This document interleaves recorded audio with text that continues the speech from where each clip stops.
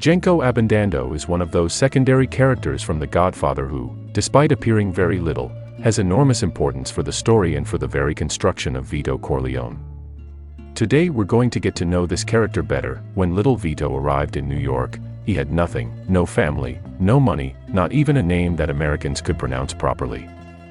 He carried only the pain of having seen his father, mother, and brother fall to Don Ciccio, and the hope of surviving in a place where no one knew him. He ended up in the neighborhood of Little Italy, among dirty alleys and buildings crammed with immigrants who, like him, were struggling for a piece of bread. There he met the Abondandos, a humble family who owned a modest grocery store, who looked at the quiet, skinny boy and lent him a hand. Mr. Abondando gave him a room to sleep in, a hot plate of food to eat, and a job so he could support himself. He asked nothing of him, only that he learn, work, and be honest. Vito, grateful, became an exemplary employee, respectful and dedicated. It was also there that his friendship with Genco, the grocer's son, was born. The two grew up together, sharing laughter, little street adventures, and the sorrows of poverty. Genco didn't treat him as a guest or a poor wretch, but as a true brother.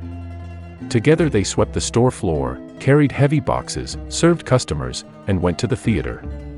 Together they also dreamed of a better life, of a future bigger than that street corner. During those early years, Vito led a humble but honest life. Until one day, fate showed its claws. The mobster Don Fanucci, who controlled the neighborhood, decided he wanted to place his own nephew in the store and forced Mr. Abondando to fire Vito to make room for the boy.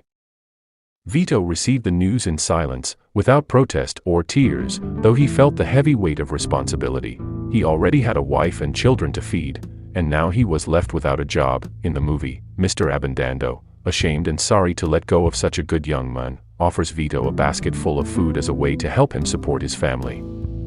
Vito refuses it and only takes a pear to bring home, a silent gesture of pride and dignity. In the book, this scene gains even more nuance. There, the one who worries about him is Genco, his friend, his soul brother. Genco, realizing that Vito and his family were in need, tries to help him in secret.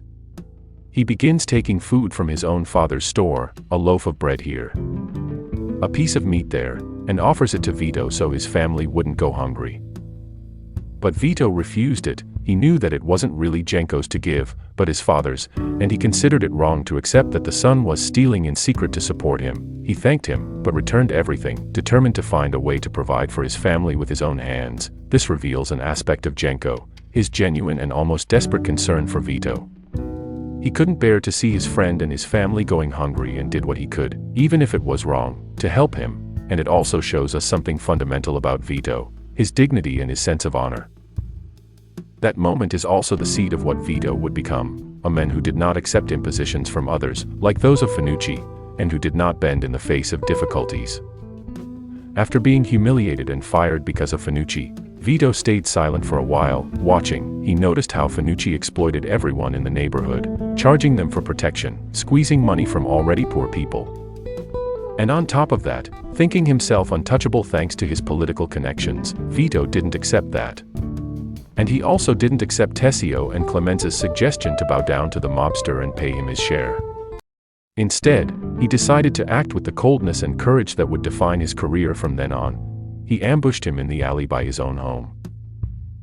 Vito killed him with 2 shots to the head and a handkerchief wrapped around the gun to muffle the sound. With that gesture, Vito not only got rid of Fanucci but also showed the whole neighborhood that there was no reason to fear him anymore, and that from then on, it was Vito who protected the shopkeepers, the new, unofficial Don, without fanfare, without pomp, without proclaiming it. The neighborhood began to respect him and to call on him to settle disputes, protect families, and organize the businesses. He was becoming the Don, a Don without a title yet, but already with all the authority, and Vito did not forget those who had stood by him in hard times. He called Genco to be his Consigliere.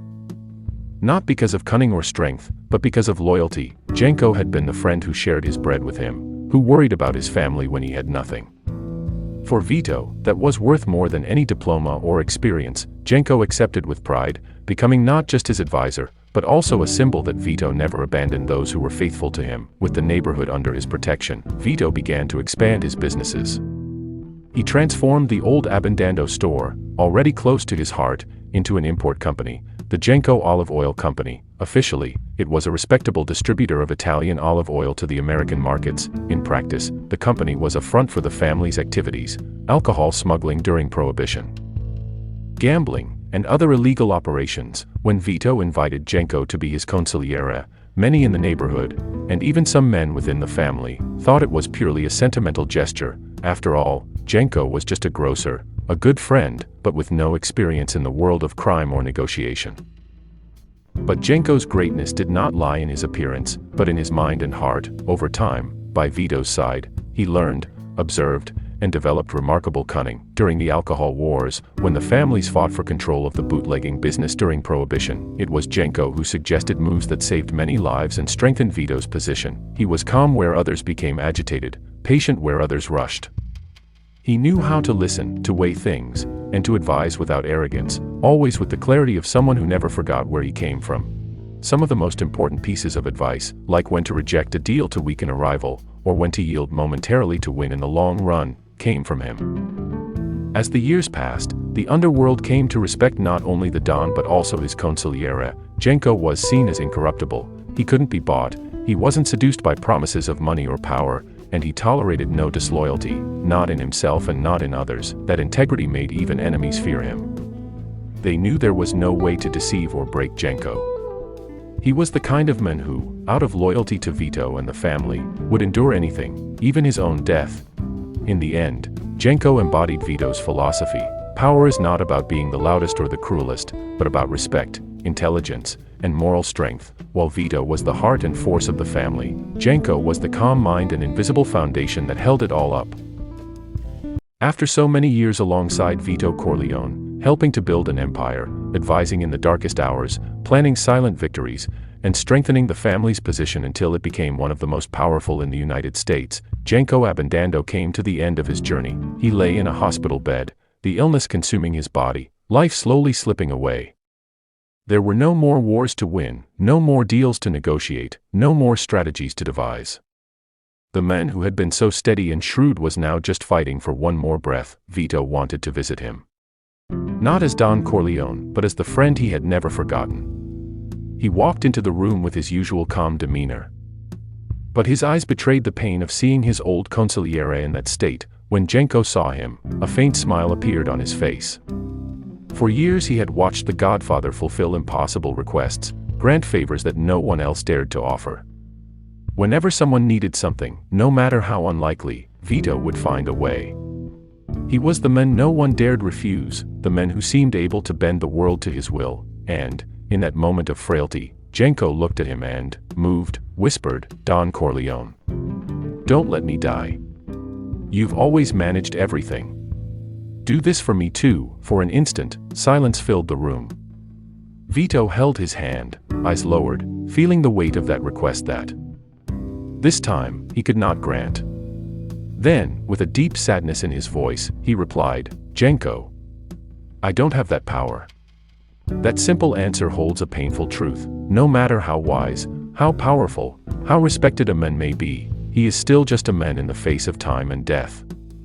Not even Don Vito Corleone could win that battle. There, in that intimate and bitter scene, a powerful lesson is revealed, that the power of men has limits, that even the strongest meets an enemy he cannot defeat. And that in the end, what remains is not strength, but the friendship, the memory, and the respect earned in life. Thus ended the journey of Genco Abbandando, the loyal friend, the wise and incorruptible consigliere, who dedicated his life to serving and protecting his soul brother. He passed away knowing that, even though Vito couldn't save him this time, his loyalty and friendship would never be forgotten.